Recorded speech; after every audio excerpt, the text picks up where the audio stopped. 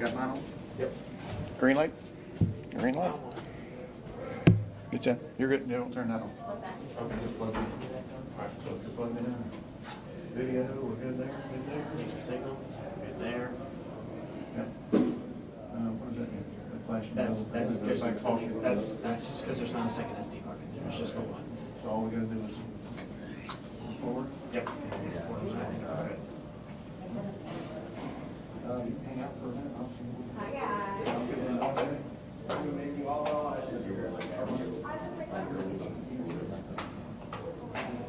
Well, that's rude. That's even ruder. Thank you. Did you get that on camera?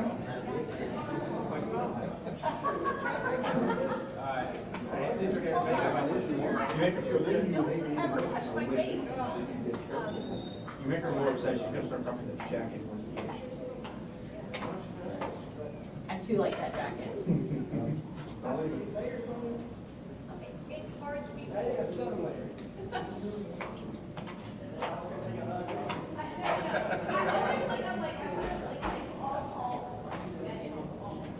I'm always like, lean away from me. I'm like, let's see the side of no joke, my first. You're the first person to pick up on studio.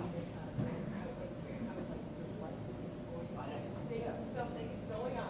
Congratulations. I know. I was like, I'm fired.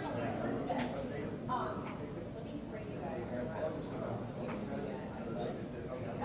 Oh, well, no, there's no changes. They did change it, right? It's right. Right, you look at it? Yeah. That's right, that's correct. Gotcha. Hello, friends. Congratulations on your, Hey, how are Fabric? All right. Good. I mean, you're a little late for that. I appreciate y'all. nobody likes you, Chris. Right? Did that come off wrong? Did I say that out loud? I was thinking it, I didn't realize I said it. I appreciate you. Coming in. Is it nobody else? It's Rich. Rich. She's out in Clay County. Where she's still? Yeah, she's still. Well, Yeah. so everybody Man? What's that? Man? No. It's Giglio, right? Giglio, yeah.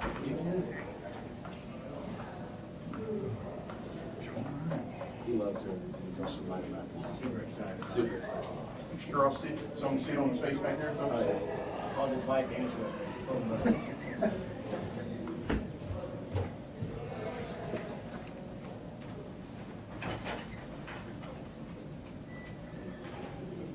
You were over here. Shoot a bunch of them.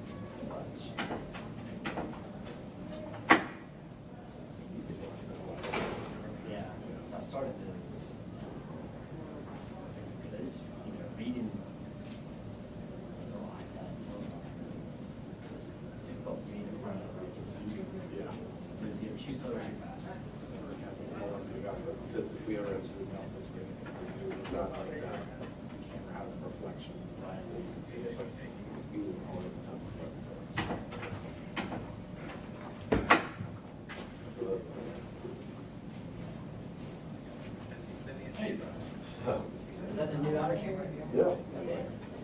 It's different. Yeah. Takes a little getting used to. Yeah.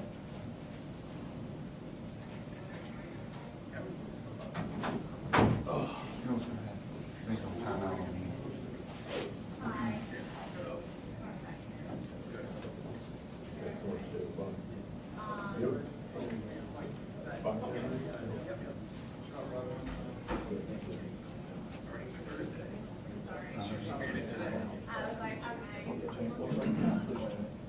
So it's in time out.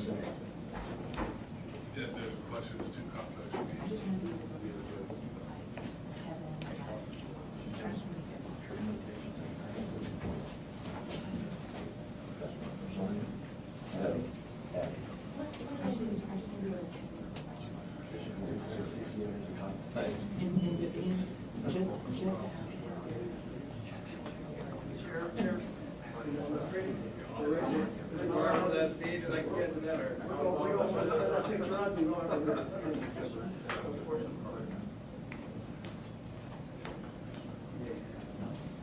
2 minutes out. Corner and apple, about 2 minutes out.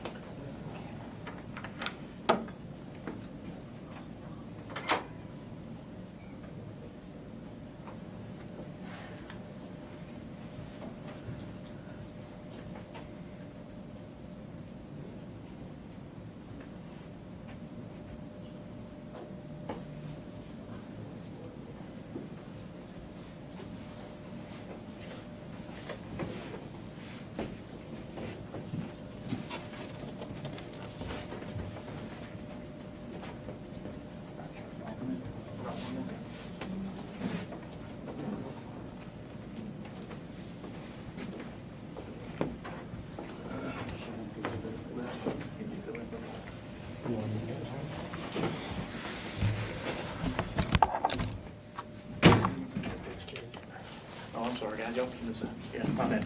You come down. Yeah, that's right. About 30 seconds out. Trying to hide behind us. Come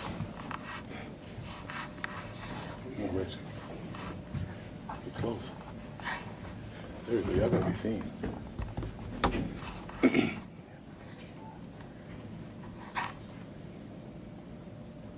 Good afternoon. I'm Sheriff T.K. Waters of the Jacksonville Sheriff's Office. I'm here today to share outcomes pertaining to a successful long-term violent crime and narcotics investigation, Operation Bright Lights. I want to begin by acknowledging the Jacksonville Sheriff's Office investigators and partner agencies who participated in this operation. Our JSO Narcotics Unit, our JSO Gang Unit, our JSO Violent Crime Unit, our Community Problem Response Unit, our patrol officers, Drug Enforcement Administration, ATF, and the State Attorney's Office. Operation Bright Lights was a 2-month investigation which utilized the investigative and technological resources of the Jacksonville Sheriff's Office and our partner agencies. The target of this well-executed and detailed investigation was Brian Brightman, the head of a criminal organization called K4T. Before I share more information on the results of Operation Bright Lights, I want to frame why this operation was instituted. K4T, the organization for which Brightman served as its leader, I guess you'd call him, terrorized the Jacksonville community since its inception in 2019. K4T was responsible for repeated acts of violence in this community, including multiple homicides. Additionally, K4T trafficked in deadly dangerous narcotics to bankroll its members. K4T members moved major quantities of meth, cocaine, fentanyl, and any other kind of drug you can think of in the Jacksonville community. And as I've discussed publicly before, fentanyl is a major issue in Jacksonville and across this country as a matter of fact. Just a small amount, of course, as I've said before on many occasions, can kill a person. In 2022, the Jacksonville Sheriff's Office conducted 470 overdose death investigations, and most of those deaths were because of fentanyl toxicity. Given the dangers posed by K4T's violence and drug trafficking activities, investigators crafted Operation Bright Lights with the intention of cutting the head off this criminal enterprise. And I'm proud to say today that Operation Bright Lights achieved that objective. Brightman and 7 K4T members and several K4T associates were arrested at the conclusion of Operation Bright Lights. These individuals are represented on both boards, on these boards next to me. And of note, in addition to Brightman, 3 other high-ranking violent K4T members were arrested during this operation: Wallace Corbin Jr., Raymond Cash Jr., and Gary Harris. Additionally, law enforcement seized the following contraband during Operation Bright Lights: 8 firearms, which you see on this table, 1.171 kilograms of fentanyl, 570 grams of meth, 467 grams of cocaine, 203 pounds of marijuana. And I know naturally people say, marijuana is not a problem. The violence connected to marijuana sales in this city and across this country is incredible, and this helps stop some of that. And almost $80,000 in cash, proceeds from drug trafficking, and 2 vehicles used for drug trafficking. All the seized firearms were examined by forensic firearms examiners housed within JSO's Crime Gun Intelligence Center and run through the National Integrated Ballistics Information Network. Through this analysis, investigators learned the following. One of the recovered Glock pistols matched casings recovered from an August 2021 homicide case. Another of the recovered Glock pistols matched casings recovered from 4 crime scenes. A January 2022 shooting into a dwelling scene, a February 2022 aggravated battery scene, 2 separate February 2022 shootings into dwellings. The recovered rifle matched both a casing collected at both an August 2022 shooting into a dwelling and a casing collected at a September 2022 aggravated battery scene. We'll never be able to quantify the lives that were saved by removing these dangerous criminals and this poison from our streets. But unquestionably, through the excellent investigative work of the men and women of the JSO and our law enforcement partners, our community is safer and more secure because of this operation. Due to Operation Bright Lights, K4T, once a thriving, violent organization that operated with impunity in our community, is now operationally defunct. Operation Bright Lights stands as a major achievement in multi-agency collaboration. These outcomes evidence that law enforcement plays a vital role in disrupting violence and removing the poison that feeds addiction and kills members of our community every day. Jacksonville, as I've said before, and I want to make this point clear, and I'm going to say it over and over again, Jacksonville will not tolerate this violence, will not sit passively by while members of our community are poisoned and killed by those that seek to profit off misery.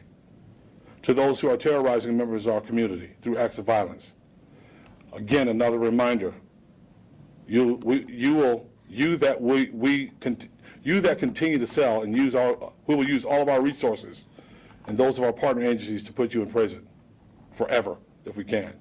Likewise, to those profiting off the pain of those in our community struggling with addiction, we will keep coming for you. Once a death in violence, one death by violence or one overdose death in our community is one too many. Operation Bright Lights shows how committed our agency and partner agencies are to sharing intelligence, enforcing the law, and holding criminals accountable. If you choose violence and to profit off the proliferation of poison in our community, we're bound to stop you. We're going to work to stop you. And I'll answer any questions that I can at this moment. It's time. Sheriff, is it fair to refer to K4T as a gang? No, it's a criminal organization. Yeah, it's fine. I don't have a problem with that at all. Given the amount of fentanyl that you guys are finding on the streets, and this is such a huge bust, and you're like the #1 curbing this problem, we just saw that the state law changed to allow fentanyl testing strips. Do you think that will play a role in trying to curb this fentanyl issue we're seeing in Jacksonville as well? I mean, it could. It just depends. It really depends on who wants to utilize those testing strips. Was this just an interagency operation, or did you get help from the community? Interagency, community help is always welcome, and there were tips along the way. What does K4T stand for? I don't know. I'll have to get with the detectives to find out exactly what that means. Are there any charges? And I don't know that. You know why? Because I don't care what their name is.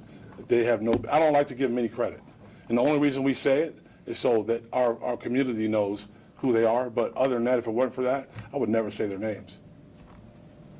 What about charges? Are there, what will the charges be? You'll get copies of arrest and booking reports before we leave.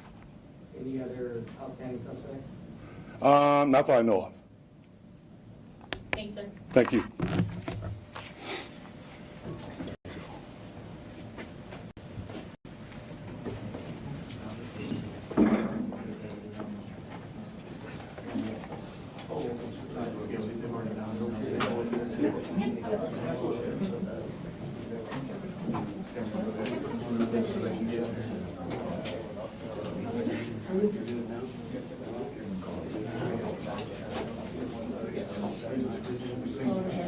Oh, okay. Thank you.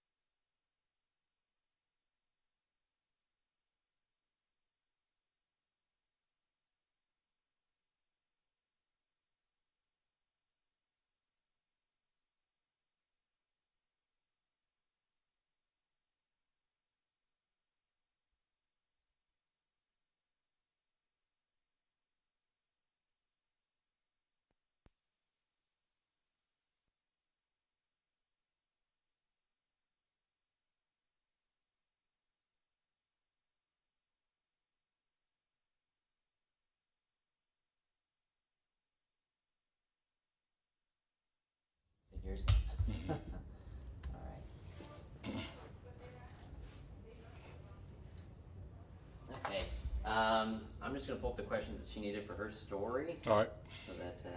So that, Monday, we saw the governor sign a House bill which gets rid of the license, background check, and training needed to carry a concealed weapon. What's your reaction to that becoming a law? No, I think it's good for the citizens to be able to own firearms, to be able to legally own firearms, and not have to go through difficulty in getting them. There's always going to be people that get firearms for nefarious reasons, and we're going to deal with those folks. But as far as I'm concerned, I'm good with the constitutional carry.